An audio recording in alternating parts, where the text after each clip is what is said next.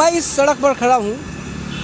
ये सिलीगुड़ी की एक महत्वपूर्ण सड़क है और आप पूरे सिलीगुड़ी क्या उत्तर बंगाल के लोग भी इस सड़क से वाकिफ़ हैं। और ये सड़क है north Bengal medical college Kawakhali सड़क, जो कि नौका घाट से आती है और यहाँ पर हज़ारों वाहन प्रतिदिन आते हैं। लेकिन आप सोच रहे होंगे कि मैं इसका जिक्र क्यों कर रहा हूँ। जिक्र मैं इसलिए कर रहा हूँ कि यहाँ के जो स्थानीय लोग हैं उन्होंने इस सड़क को मौत की सड़क का नाम दे दिया है। वजह ये है कि यहाँ पर प्रतिदिन दुर्घटनाएं घट रही हैं और महीने में लगभग ऐसा होता है जब 2 या 4 बार बड़ी बड़ी दुर्घटनाएं होती हैं, कई लोगों की जान चली जाती हैं और इसे लेकर स्थानीय लोग भयभीत हैं। और हो भी क्यों ना, क्योंकि हम भी लगातार आपको खबर समय के माध्यम से दिखाते रहते हैं कि इस सड़क में अमुक दुर्घटना हुई है, इतने लोग मारे गए। मैं ठीक जहाँ खड़ा हूँ यहीं पर कुछ दिनों पहले भी भयंकर दुर्घटना हो चुकी है। 3 आदमी उसमें मारे गए थे रात के वक्त में। ये दिन का वक्त है, उसके बावजूद आप देख सकते हैं कितनी तेज़ी से ट्रक अभी हमारे बगल से निकला।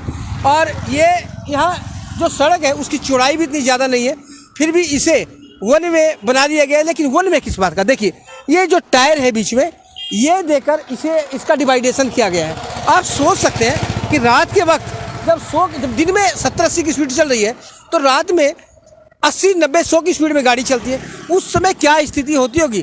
केवल ये जो इतनी व्यस्त सड़क है जहाँ से प्रतिदिन हज़ारों वाहन जा रहे हैं, वहाँ ये टायर डाल दिए गए हैं डिवाइडेशन के लिए।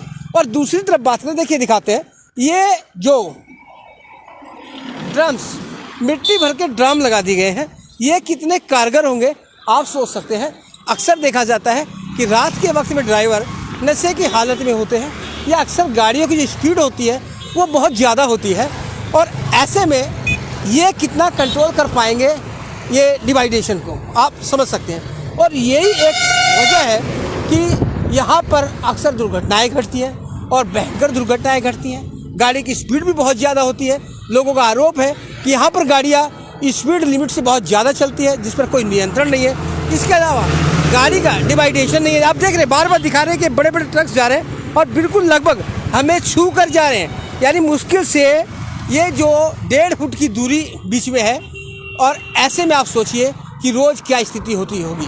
तो ऐसे में अगर इन लोगों ने नाम दिया है मौत की सड़क तो कोई गलत नहीं है। देखिए पूरे हाल भी हम आपको दिखाएंगे, पूरी सड़क का यही हाल है, पूरा इसका आपको दृश्य दिखाएंगे और साथ ही यहाँ के लोगों से भी बात करेंगे। और साथ ही गडकरी ब्रिगेड बोलकर एक संस्था है जिन्होंने इस विषय में कार्रवाई करने की मांग की है। संबंधित अधिकारी है, उनको पत्र भी लिखे हैं, तो पूरी बातें हम आप तक पहुंचाते हैं। आइए। तो आपने देखी तथा कथित इस मौत की सड़क की एक वानगी कि किस तरह से वाहन तेज़ी से चल रहे हैं, किस तरह से यहाँ पर डिवाइडर नहीं है, चौड़ाई कम है और जो लगातार लोगों की मौत का कारण बन रही है। यहाँ गडकरी ब्रिगेड के लोग हमारे साथ हैं। एक गडकरी ब्रिगेड फाउंडेशन है जो सामाजिक कार्य करता है। उन्होंने इस विषय पर चिंता प्रकट की कि लगातार यहाँ पर दुर्घटनाएं हो रही हैं, लोग अमौत मारे जा रहे हैं, लोग दुर्घटना का शिकार हो रहे हैं। ऐसे में ये लोग आगे आए हैं। आज इन्होंने यहाँ का जो पत्रकार भवन है वहाँ एक सम्मेलन का भी आयोजन किया था, पत्रकार सम्मेलन का आयोजन किया था, उसमें इन्होंने अपनी बातें रखी थी।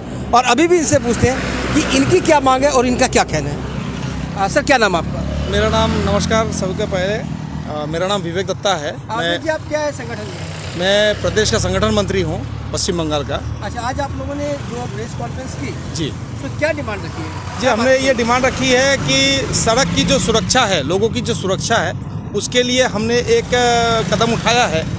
और मुझे लगता है कि इस रोड पे बहुत सारे वारदातें हो चुकी हैं, तो मैं चाहता हूं कि जिस तरह हमारा समाज का लोग बचे, उनके प्राण हानि ना हो, इसके लिए हमने जो प्रयास उठाया है, मुझे लगता है ये राष्ट्रहित के बारे में ही है और हम लोग सेवामूलक कार्य करते हैं। तो इसलिए आप आज देख सकते हैं कि यहाँ पे रास्ता में कोई डिवाइडर का कोई सिचुएशन नहीं है। यहाँ पर टायर से डिवाइडर बनाया गया है। उसके बाद वहाँ कुछ ड्रम रखी गई हैं, वो सारे ड्रम आप देख सकते हैं। मैं एक एक ड्रम की जांच करवा सकता हूँ। वहाँ पे आप देख सकते हैं, यहाँ पे कुछ ना कुछ किसी न किसी ने जाके उसमें मारा होगा। उसके बाद में लगती रहती है। हाँ, तो एक ना एक कांड लगी रहती है। उसके बाद कुछ दिन पहले एक महिला की 2 टांगें कट चुकी हैं।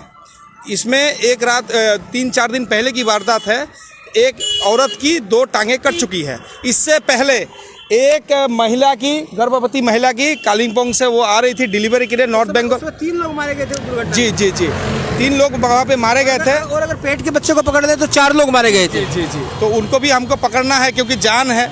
तो अभी बात यह है कि दिन प्रतिदिन यहाँ पे दुर्घटनाएं घटित हो रही है। होते बच गए अभी। लेकिन आज यहाँ पे जो सिचुएशन देखा जा रहा है, ये रोड आप देख सकते हो, ये देखिए पीछे से बिल्कुल, अभी अगर हम एक खड़े भी एक हैं- गाड़ी अगर जाती है तो दूसरे गाड़ी का वाहन जाने का बिल्कुल, यहाँ पे अगर अभी हम खड़े भी हैं तो यहाँ पर भी मौत को लेकर ही खड़े, क्योंकि जब कुछ देर पहले मैं इंट्रो दे रहा था तो बिल्कुल मेरे से 2 बार ऐसा मौका आया जब ट्रक सटकर चले गए थे बीच में। और तो जो साधारण लोग चलते हैं, जो वाहन लेके चले, उनकी क्या स्थिति होती है आप सोच सकते हैं।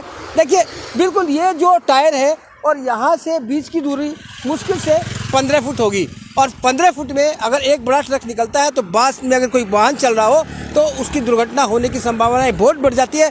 और उस समय तो और बढ़ जाती है जब ट्रक या गाड़ी की स्पीड लगभग 80-90 हो। और यहाँ आप देख रहे हो कि जो भी वाहन चल रहे हैं उन्हें किनकी भी स्पीड 70-80 से नीचे नहीं है। तो वहाँ विवेक जी, तो लगातार एक माह में कितनी घटनाएं घट जाती होंगी? ये हफ्ता में आपका मान के चले 2-3 वारदातें होती भी हैं और हुई भी हैं। तो मेरा कहने का बात यह है कि रात को सूर्यास्त के बाद इस रोड में चलना अपने जान को हथेली पे लेके चलने के बराबर है। आपको यहाँ पे एक लाइट नहीं मिलेगा इस पूरे रोड में, अप टू मेडिकल, एकदम मेडिकल मोड़ तक आपको एक लाइट नहीं मिलेगा।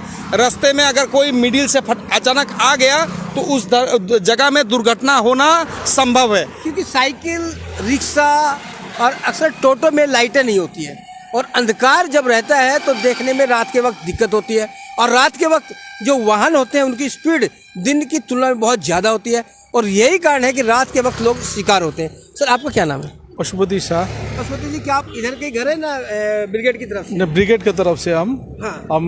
गडकरी ब्रिगेड फाउंडेशन के राज्य के प्रेसिडेंट हैं। मेन बात ये है कि इस सड़क को चौड़ा होना बहुत ही ज़रूरी है, क्योंकि जिस हिसाब से इसका चौड़ाई है उस हिसाब से रात को जब यहाँ पर से बड़ा गाड़ी गुजरता है, 10 चक्का, 18 चक्का, ये सब गाड़ी इसी रास्ते गुजरता है। रात को डंपर भी आता है।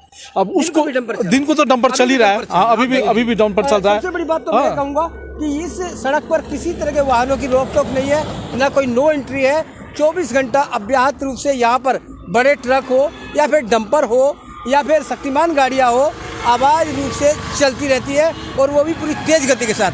तेज गति के साथ तो चलता ही चलता है। और उसके बाद में देखा जाए कि एक साइकिल को भी जगह नहीं मिलता है। वैन, रिक्शा, वैन यदि कोई एक साइड से गुजरता है उसका लिए जगह ही नहीं है, और रात को दिखता ही नहीं है। 8 बजे, 9 बजे, 10 बजे इस टाइम में एकदम अंधेरा रहता है पूरा, और जिसके उधर से जो रोशनी का रिफ्लेक्शन आता है आदमी को दिखाई नहीं पड़ता है। और उसी बीच ये ड्रम वगैरह जो बीच पे रखा गया, सड़क के बीच में, हाँ, सड़क के बीच में जो ड्रम वगैरह रखा गया है, इसमें प्राय ये गाड़ी लोग चढ़ा देते हैं, और ये गिरने की वजह से देखिए मैं मान के दिखाऊंगा, एक बड़ी गाड़ी यहाँ पर आएगी तब आप देखिएगा कि हम मुश्किल से कितनी जगह रह जाती है। हालांकि अभी एक डंपर बगल से निकला था, अभी देखिए ये बड़ी गाड़ी आ रही है, और ये तो बस है। जो डंपर आते हैं वो तो और भी अनियंत्रित गति में रहते हैं। तो देखिए जब ये यहाँ से गुजरती है तो मुश्किल यहाँ से बगल में अगर एक टोटो भी हो तो वो दुर्घटना का शिकार हो सकता है। और यही हम दिखाने की कोशिश करें कि क्यों लगातार यहाँ पर दुर्घटना होती है। हम लोग का मेन मांग है जो बीच में डिवाइडर हो और परमानेंट डिवाइडर हो। ये ड्रम वगैरह रख के नहीं होगा, ये उल्टा बकायदे ये सड़क जाली लगाकर हाँ डिवाइडर हो, और दुर्घटना घट रही है। जी जी जी, ये जो डिवाइडर यहाँ पे डिवाइडर के रूप से यहाँ पे ड्रम रखी गई हैं, इससे प्रोत्साहन मिलता है एक्सीडेंट होने को, और ज़्यादा दुर्घटनाएं घट रही हैं। यस। और बात ये है कि बाजू में लाइट होना बहुत ज़रूरी है, क्योंकि मैं ये बता देता हूँ, ये रास्ता का महत्व इसलिए है कि आप देख सकते हैं कि यहाँ से विश्व बांग्ला हाट दिखता है, विश्व बांग्ला हाट दिखता है।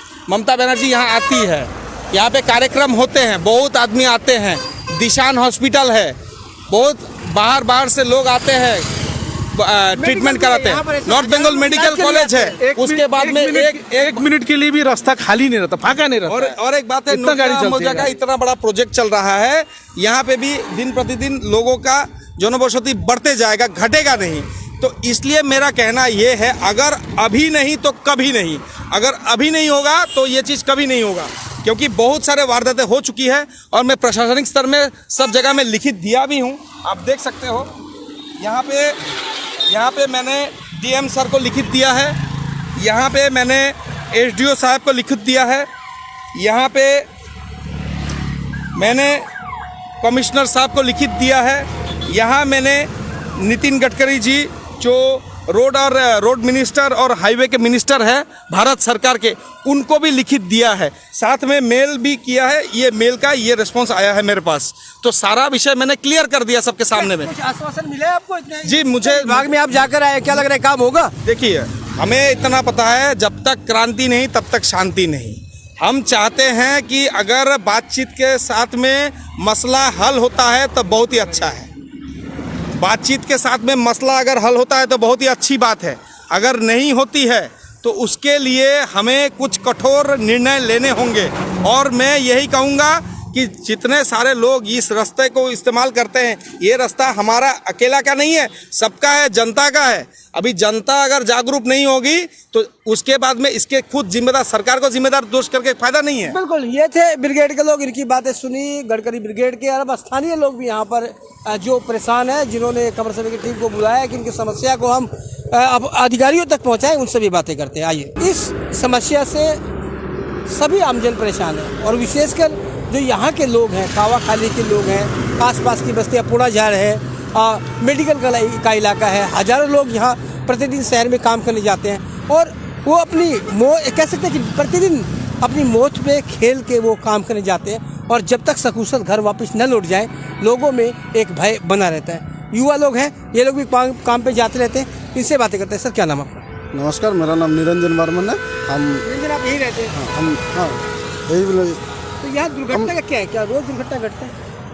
এখানে প্রত্যেক দিন রাতে সন্ধ্যার পর রাত্রি 12টা পর্যন্ত, মানে সারা রাত আর কি, প্রত্যেক দিন নিয়ত দুর্ঘটনা ঘটেছিল। কালকেও সামনে একটা অ্যাক্সিডেন্ট হয়েছে বড় গাড়ির সাথে, একটা কী বলে ছোটো গাড়ি, পিক আপ গাড়িগুলো। তারপরে কিছুদিন আগে সেম আমাদের পাড়ারই একজন দাদা, আমাদের খুব কাছের লোক, উনিও সেম আমাদের দিশানের সামনে অ্যাক্সিডেন্ট হচ্ছে, একদম স্পট ডেড। তো এটা কিছুদিন আগের ঘটনা। তার আগে তো আপনারা বললেনই যে 3জন মহিলা কালিম্পং থেকে এসেছিল, ওনারা মারা গেছে। তার কিছুদিনের মধ্যে আমাদের এখানকার লোকাল একজন যেতেছিলেন স্কুটিতে করে, অ্যাক্সিডেন্ট হয়, ওনার দুটো পা একদম কেটে পড়ে গেছে। তা আমাদের এটাই দাবি যে এই রাস্তাটা বড় হলে। আপনার মতন কারণটা কি দুর্ঘটনার কারণ? এখানে দুর্ঘটনার কারণ হচ্ছে, এক হচ্ছে লাইট নেই, একদম নৌকাঘাট টু আমাদের নর্থ বেঙ্গল মেডিকেল কলেজ একটাও লাইট নেই এখানে, ঠিক আছে। তারপরে কোনো ট্রাফিক ব্যবস্থা নেই, ট্রাফিক দাঁড়িয়ে থাকে না এরকম। তারপরে মাঝখানে এই যে ডাম্পিংগুলো দিয়ে বসেছে, এই ডাম্পিংগুলো যখন ওভারটেক করে তো চোখেই পড়ে না, এতে রেডিয়েশনও লাগানো নেই, এগুলো জলেই না, রাত্রেবেলা জলেই না এগুলো। আমরা যেখানে চলাচল করি এই রাস্তায়, আমরা আমাদের জীবনে ঝুঁকি নিয়ে এই রাস্তায় চলাচল করি, যাতায়াত করা একদম মুশকিল হয়ে যায়। এটাই আমাদের আবেদন যে এই রাস্তাটা বড় হোক, যাতে আমরা এই ঝুঁকিপূর্ণ জীবন নিয়ে যাতায়াত না করি। ধন্যবাদ। আমার নাম আশিস সাহা।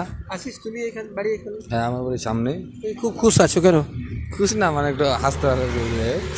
মানে এখানে আমার কথা যেটা হলো, রাস্তাটা বড় করা হোক। আর আগে কিছুদিন আগে এখানে লাইট ছিল, লাইটগুলো সব খুলে দিয়েছে, এখন লাইটের ব্যবস্থা নাই, লাইটগুলো লাগানো হোক রাস্তার দুধার দিয়ে। যেহেতু এখানে নর্থ বেঙ্গল মেডিকেল কলেজ সামনে, আমাদের রোড দিয়ে যেতে হয়, সবসময় অ্যাম্বুলেন্স, প্রচুর অ্যাম্বুলেন্সও অ্যাক্সিডেন্ট হয়, যাত্রীরা যারা যায় হসপিটালে ডাক্তার দেখানোর জন্য। বিগত কিছুদিন ধরে তো আমাদের পার্শ্ববর্তী যে এলাকা আছে, প্রায় অনেক পরিবারেরই লোকে এখানে অ্যাক্সিডেন্ট হয়ে মারা গিয়েছে। তো এইসব দিকে প্রশাসনের দেখার দরকার। আর মাঝখানে যেসব টায়ার লাগানো আছে, সেগুলোর মধ্যে যেসব রেডিয়েশন লাগানো আছে, রাত্রে চলার পথে রেডিয়েশন ওগুলো দেখা যায় না, বাইক নিয়ে চলতে খুব অসুবিধা হয়। আমরা রোজ দিন এই রাস্তায় যাতায়াত করি। প্রশাসনের দিক থেকে, পুলিশ প্রশাসন একটা ভালোভাবে যদি করতো তাহলে খুশি হতাম, জানি কীভাবে। এইখান এলাকার যে বাসিন্দা আছে, এর নাম দিয়েছে মৌত কি সড়ক। এটা ঠিকই দিয়েছে, এটা কারণ এখানে প্রতিদিনই লোকে অ্যাক্সিডেন্ট হচ্ছে, কিছুদিন পর পরই লোকে মারা যাচ্ছে কি বলছো সেই জন্য সবাই বলে মতের সড়ক। মাত্র ছাড়া হ্যাঁ আমি हिंदी মধ্যে বলি, বাংলা মধ্যে কি বলে? মৃত্যুপথ মৃত্যুপথ। মৃত্যুপথ तो बांग्ला में बोलते हैं मृत्यु पथ, मौत की सड़क यानी मृत्यु पथ। और मृत्यु पथ इसलिए कि कब आप इस रोड पर चलते वक्त शहीद हो जाएंगे कहना मुश्किल है।